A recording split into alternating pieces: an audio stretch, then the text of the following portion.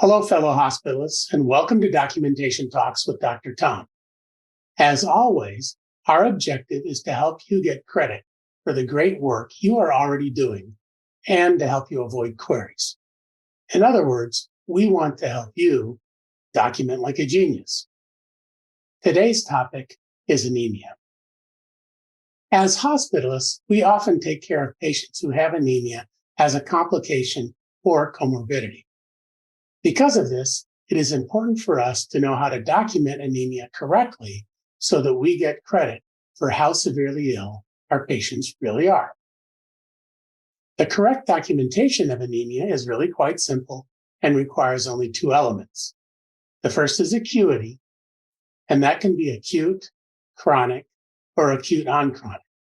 The second is we must tie the anemia to an etiology, such as upper gastrointestinal bleeding or end-stage kidney disease. Now, for a few tips when you're documenting anemia. First of all, it is important to keep in mind that terms such as macrocytic anemia or iron deficiency anemia are categories of anemia and not etiologies. Along these lines, when we're forming a differential diagnosis and come up with a likely diagnosis, it is important for us to document using the terms possible, probable, or suspected. And then, when the final diagnosis becomes apparent, update the documentation with the final diagnosis and carry it through to the discharge summary. Another important tip is that the coders will not recognize terms such as low hemoglobin or low hematocrit. And if you use these terms, it will likely result in a query.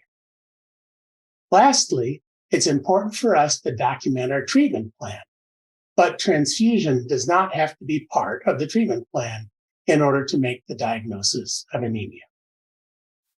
Now, for some examples of complete and accurate documentation of anemia.